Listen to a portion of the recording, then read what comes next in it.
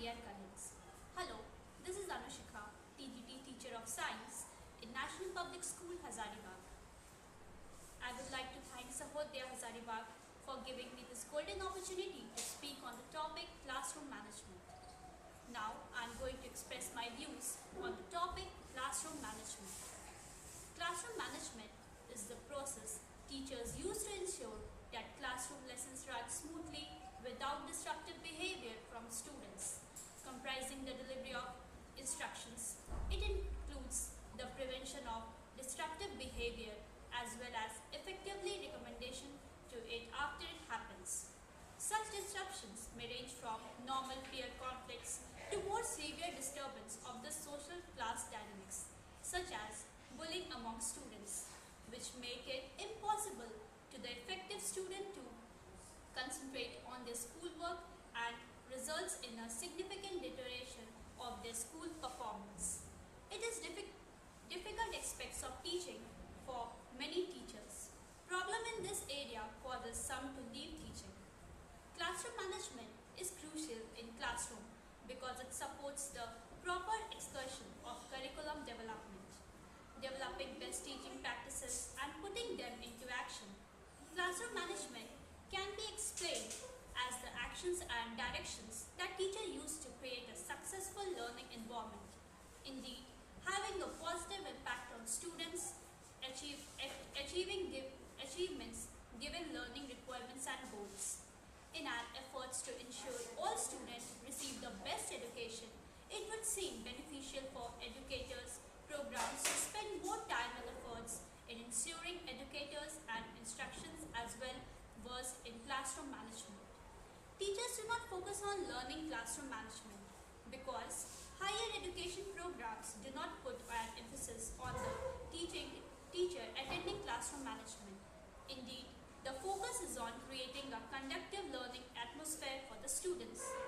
These tools enable teachers to have the resource available to properly and successfully educate upcoming generation and ensure future success on a nation.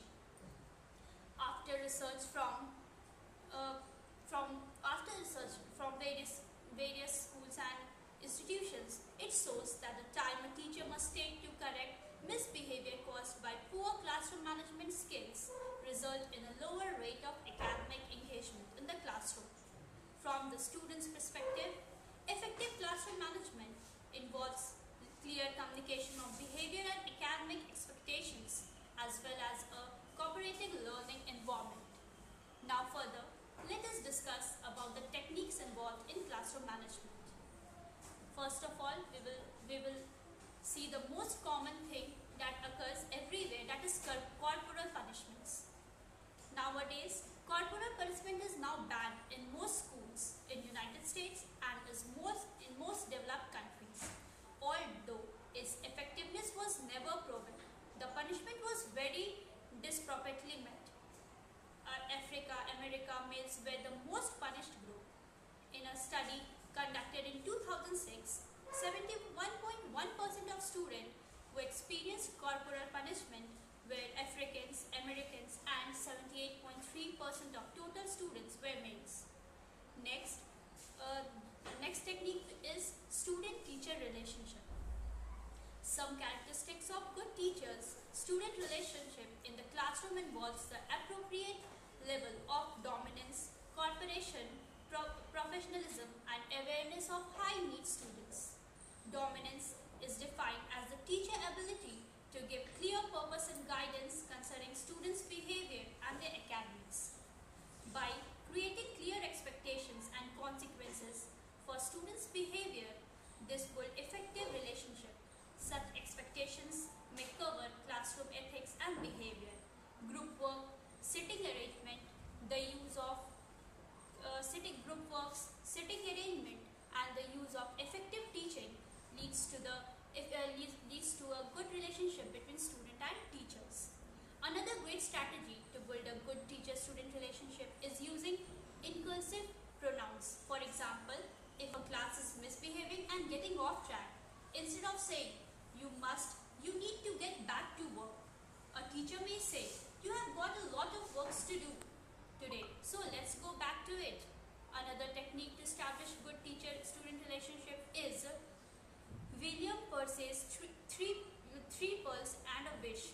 These pulses are complicated than the teacher giving the students before making a request. The next technique is prevention techniques. In this, the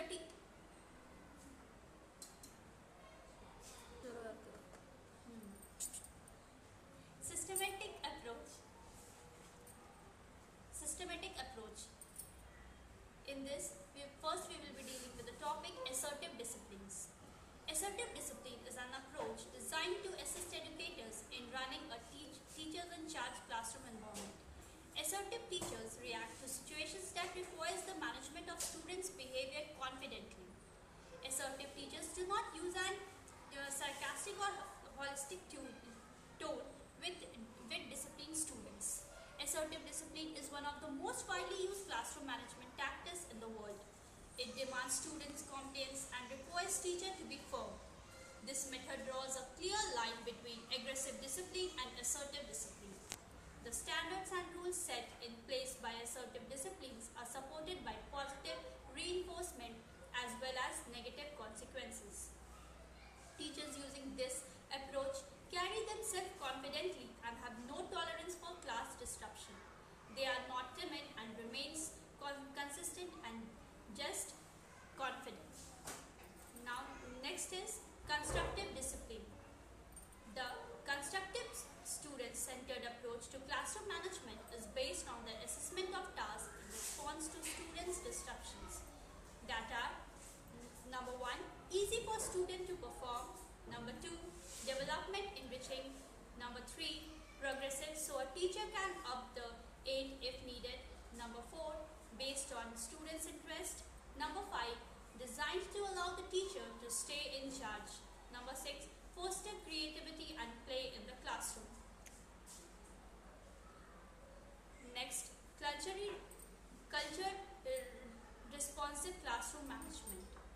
Culturally responsible classroom management is an approach to running classroom with all the children, not simply for racial, ethics, minority children.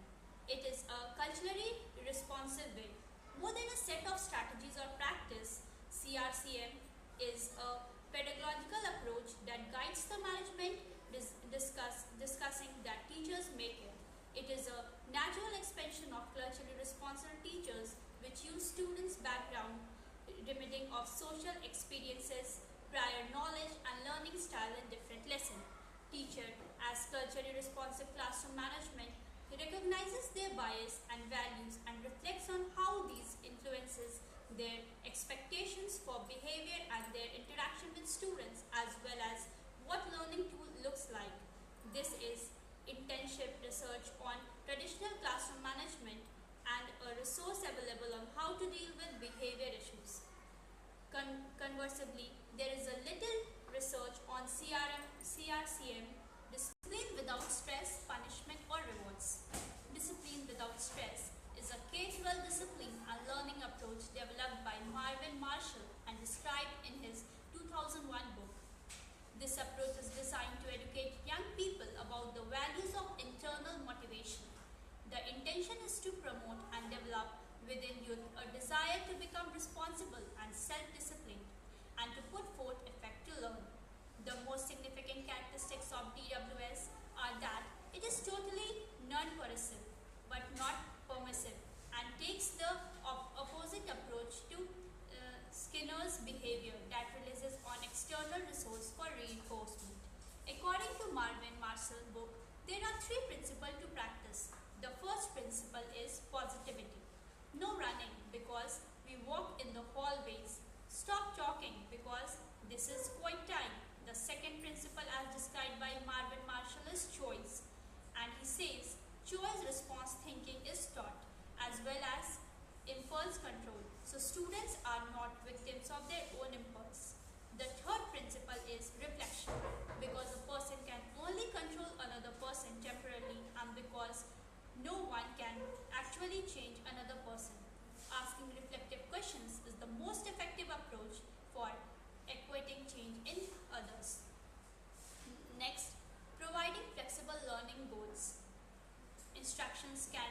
demonstrate a suitable level of strategies by giving clear learning objectives.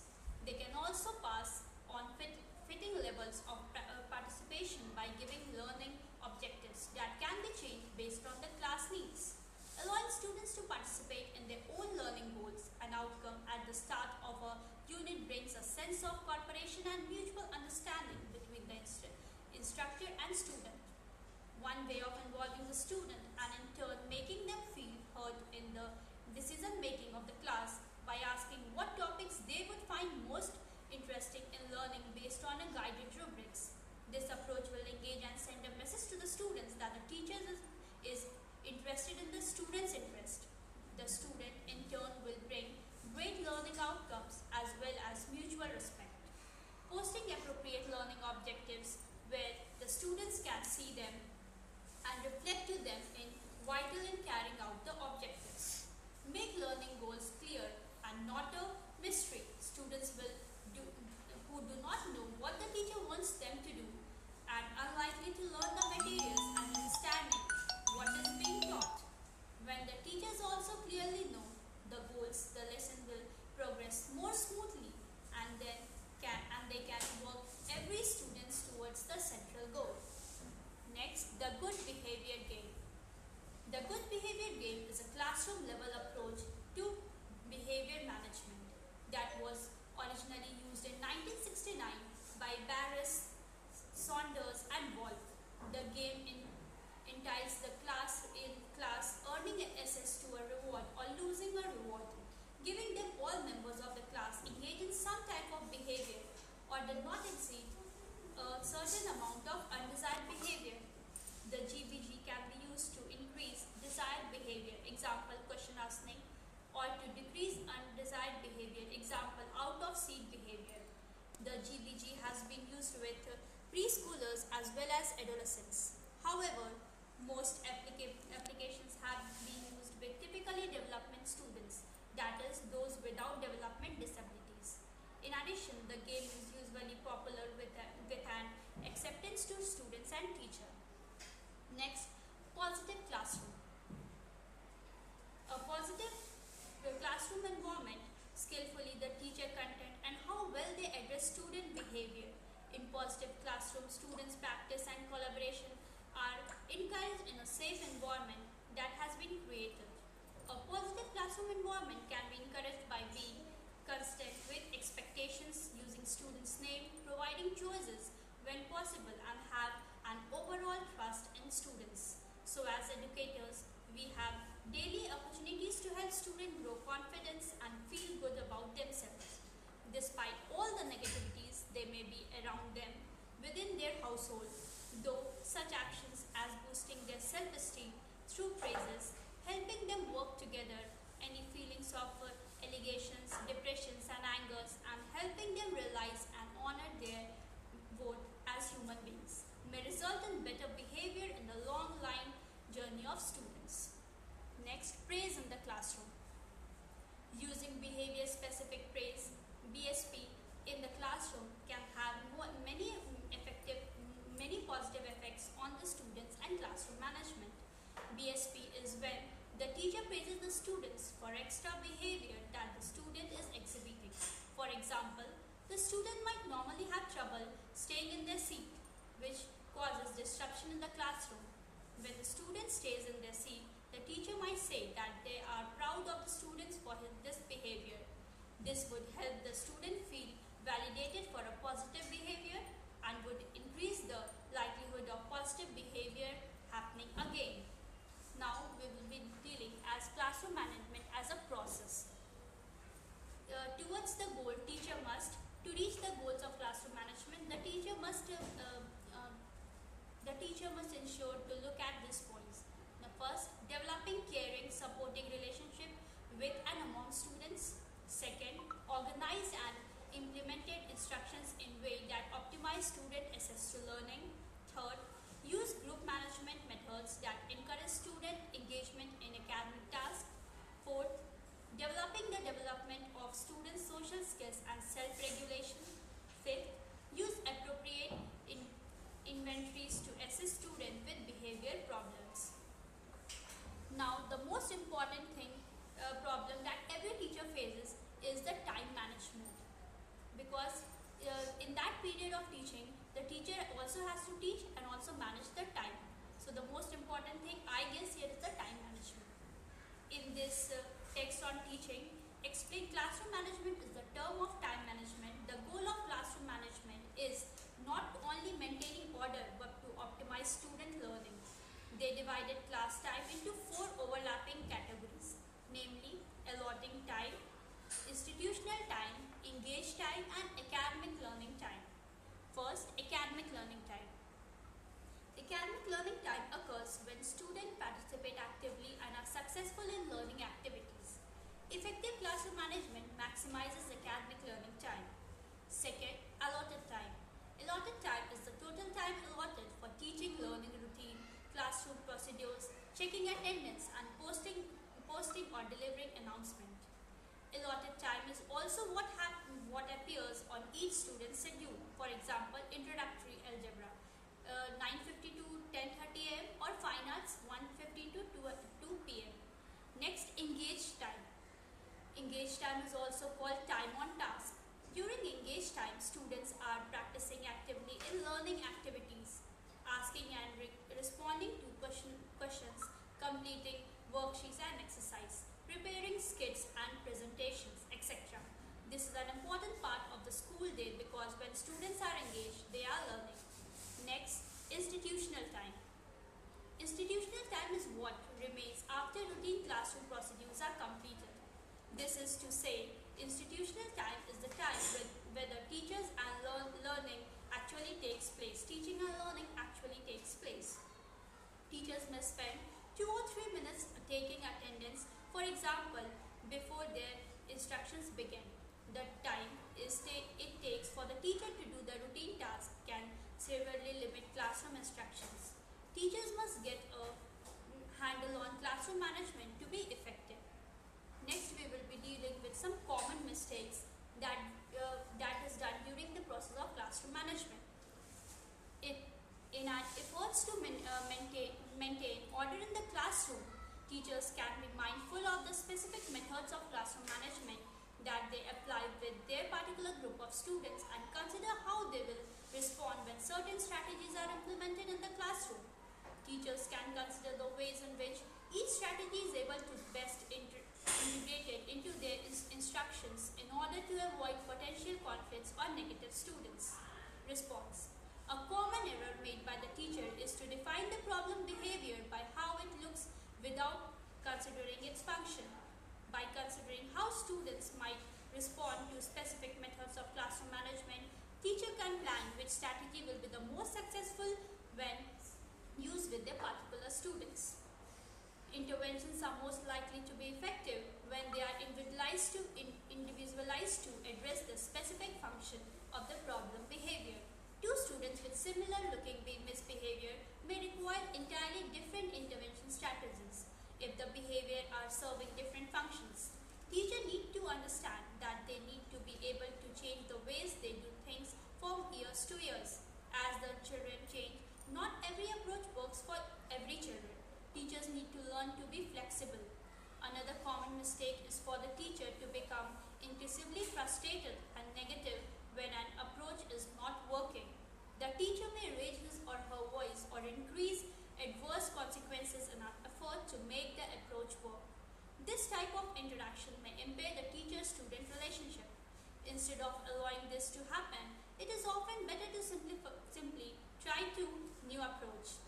Inconstantly in expectations and consequences in an additional mistake that can lead to dysfunctioning in the classroom. Teacher must be consistent in their expectations and consequences to help ensure the student understand that rules will be enforced. To avoid this, teachers should communicate expectation to student clearly and be sufficiently committed to the classroom management procedure to enforce them constituently. Ignoring and approving. It is in an effective classroom management strategy, this involves ignoring students when they behave undesirably and approving their behavior when it is desirable. When students are praised for their good behavior but ignored for their bad behavior, they may increase the frequency of good behavior and decrease bad behavior. Student behavior